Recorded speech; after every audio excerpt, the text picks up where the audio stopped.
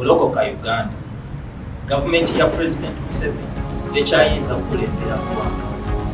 Okusooka baalabika ng'omukisa, kumbe yali nkuba etaleka kintu kyonna waggulu.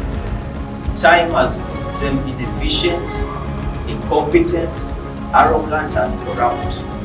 Tebagambwako, tebawawulwa, balugezigezi ate bali. They are lovers of themselves, lovers of money, boastful, proud, abusive, disobedient, ungrateful, without love, so wicked, unforgiving, slanderous, brutal, treacherous, rash, conceited, lovers of pleasure, always learning but never able to acknowledge the truth. They are men and women of depraved minds. Beefaananyiriza ng'entaana enjeru ennungi naye nga munda zijjudde envunyu, wanting to kill and suppress whoever stands in their way. Ne beerabira nti sekiriba kyambala awo atali kyambala. Baafuuka nsolo ezimala okuzaala ate ne ziri obwana bwazo. Olw'ebikolwa byabwe balinga mbizi oba embwa eziddira ebiseseme byazo. They never walk their talk. They keep doing the same mistakes. Greed and selfishness has blinded their eyes. Balimba, babbi, bassi, bamafia, bannakyemalira, ate batemu n'obulogo balogo nnyo. Although they profess to be freedom fighters and patriots, they are rulers who oppress the freedom of the poor. True freedom fighters preach and teach love. True freedom fighters preach peace, harmony, transparency and democracy in the right direction. Not what we are witnessing. The guns, poison, tear gas, shameful arrests, forceful selective evacuations, social insecurity, pandagali and corruption. These imposters claim to be freedom fighters, yet they are causing pure public panic and disorder. When we submit, we become their slaves. When we resist, we are condemned terrorists. But for how long should we make these corrupt people prosper and escape protection and justice? Why these selective arrests and weak political will of government to faithfully enforce anti-corruption laws? Tuoza Uganda zaabu Uganda nga bakyala kimpadde bali mu kunyagulula ggwanga. Abalala balowooza bwerufu Buganda ku ntikko naye nga bajjudde birangirangi. Tubamanyi era tubalaba bannyabo ne bassebo. Bannayuganda, tuleme okukkiriza nate these thieves to continue stealing, robbing our country and leading us to nowhere. Tuleme kwesiga bannabyabufuzi abakolerera embuto zaabwe ne famire zaabwe. Tuleme kola nsomi y'emu nate nga bakitaffe ne bajjajjaffe ze baakola bwe bakkirizanga mu obulimba ne propaganda ya President Museveni.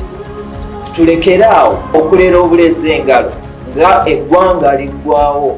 Ku mulundi guno gwokka nsaba bannayuganda mwebeereremu, twegatte tulwanyise effuga, obulyake, obukenuzi. Tunaakomyawo okusirika, okutunulanga obutunuzi nga ensi ne bannayuganda baganda baffe nga banyigirizibwa n'okubonyaabonyezebwa ku lw'effuga ne twerabira nti kino kiri atabaala.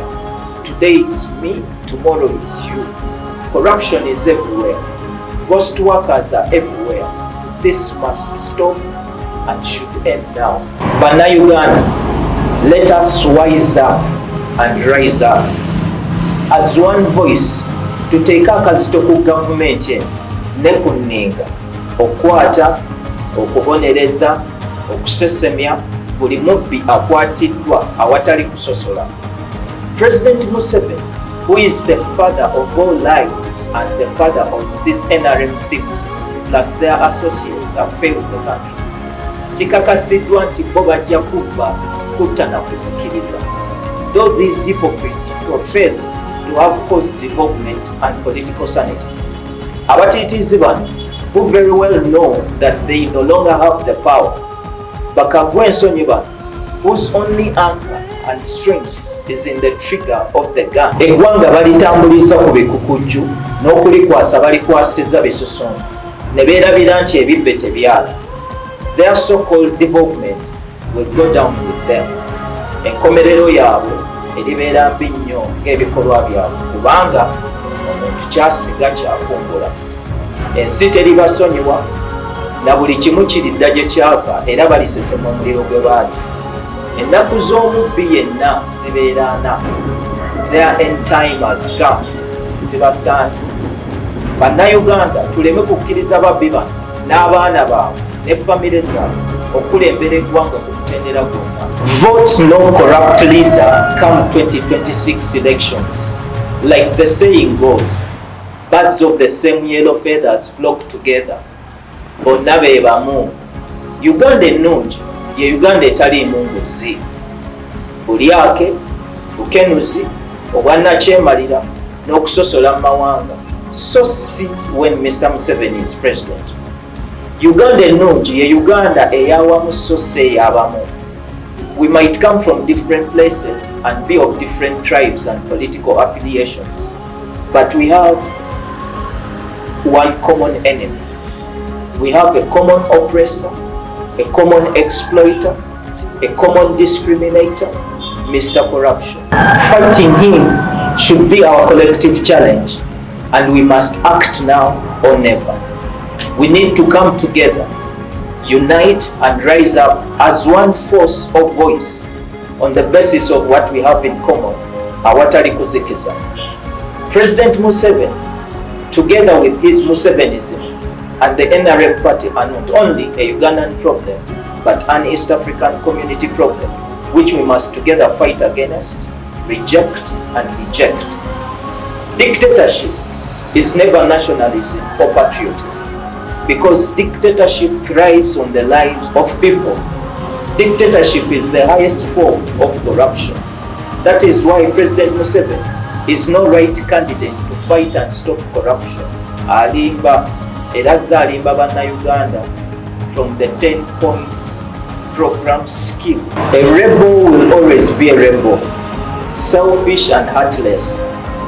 Bali mu lukejje ne bumukene baloba bubalwanyisa nguzi okubuzabuza bannayuganda naye ng'empuuta semutundu emmala emmamba n'ensonzi ennene zibali ku lusegere. Bali mu kulya bekkusa naye nga bamaama bafiira mu ssanya ku lw'ebbula ly'ebikozesebwa ne ssente okubbibwa nga malwali. Bali mu kulya bekkusa naye nga war victims and veterans are suffering in Luwelo and other places. Bali abekkusa nga young Ugandans are suffering in Arab countries. Bali abekkusa nga munnayuganda afuuliddwa omuddu mu nsi ye olw'obwavu obungi n'obulyake n'okusosola amawanga. Bali abekkusa, but so many Ugandans are starving to death, have nowhere to sleep, and many without crimes are locked up in various government prisons and safe houses. Kyanaku tin'abakulembeze baffe bannaddiini, bamasheek, abasumba n'abalala abagwa mu kkowe babaziba emimwa n'obwongo with promises of petty privileges and gifts, and because of them many have been led astray. Bannayuganda, mulekeraawo okukkiriza bannaddiini n'abasumba bonna okubategeerera when it comes to politics of all matters of national importance. Every Ugandan has a responsibility to rise up with indignation against his own government to demand that the necessary social and political reforms be instituted, which alone will protect him. That is our duty and decision to make, and not a duty of our religious leaders or pastors or mere handful of people seated in a bar or farm. Bapasita babbi, basheeke babbi, bannaddiini babbi, kati n'abakazi nabo baffere era babbi.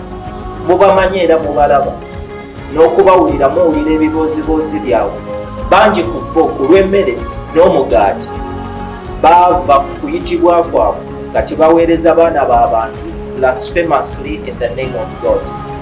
Ku lw'emmotoka, ebitiibwa n'emmere ku mikolo gya gavumenti security escorts n'obuntu obulalalala bava Katonda naye enkomerero yaabwe tuligiraba. Bannayuganda tugolokoke tusabe tuleme kuzikirira n'abannabbi abaafuuka ab'obulimba ku lw'emmere. Tusabe if help doesn't come from the east or west, it will surely come from God. Kubanga Katonda ali wamu naffe. Kituufu tewaliyo bukulembeze butava eri Katonda, naye buli bukulembeze buyimusibwa era busuulibwa Katonda. Kati ne buno tubulaba.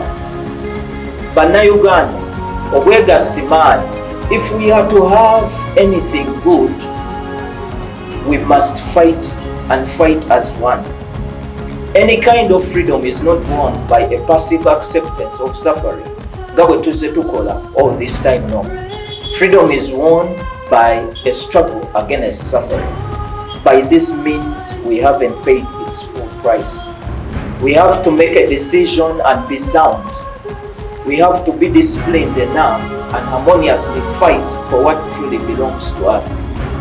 Freedom in all its aspects, nothing more or less. Let no one stop you. Yes, we can, we must, we will, and we shall overcome. Let us decide from today to be loyal and valuable citizens of the country.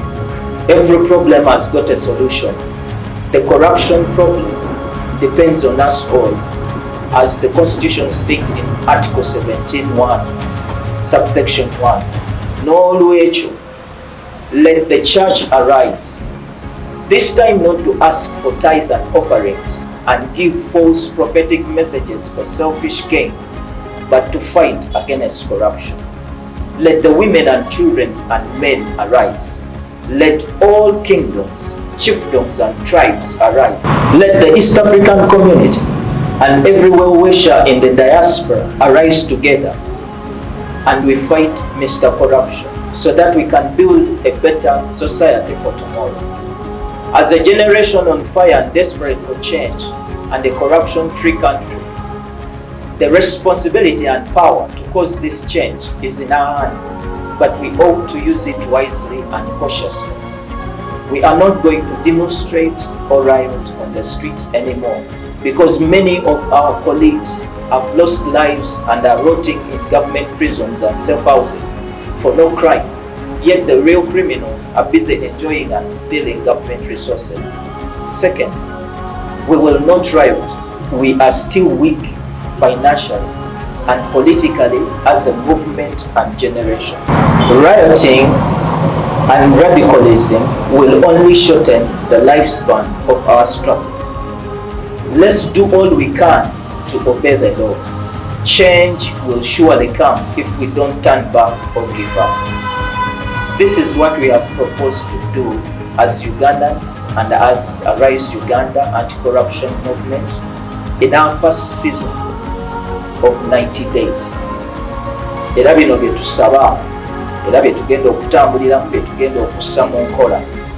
Ekisooka, buli munnayuganda aluumirirwa ensi ye asabibwa okutandika na leero okusosola, okuboola n'okwewala buli mulyato n'omukenuzi n'abo bonna be tumanyidde ddala nga balya enguzi okuviira ddala mu bitundu mwe tusula. Tubamanyi bulungi, si nsonga oba Muganda, Munyankole, Musoga or any other tribe or foreigner. Don't associate with them. Don't do business with them. Don't rent their buildings, hotels, apartments, buses, trucks, etc. etc. Don't do business with corrupt companies. We all know who the corrupt foreigners are. Trade with good people, Ugandans and other honest, transparent people. Number 3, President Museveni, as the father of all these thieves, asabibwa okwata, okusesemya, okusiba n'okugoba buli mubbi ali mu gavumenti mu bbanga lya myezi 3 oba ennaku 9 singa anaaba alemereddwa alegulire. Ekyokuna, arrest of Honorable Anita Among. Ekyokutaano, let the President give a directive for the Parliament to go into recess until further notice, for it is just a den of thieves. Number 7, we ask the government and all Ugandans to embrace federalism. Twekolemu omulimu guno very fast. The clock is ticking. The war has begun. I commission all Ugandans to this task, for we don't have any plan B. Era tetugenda kuzikiza. Have courage, hope and a deep belief that we will survive these trying moments. Golokoka Uganda, together against corruption. Mukama abawe omukisa.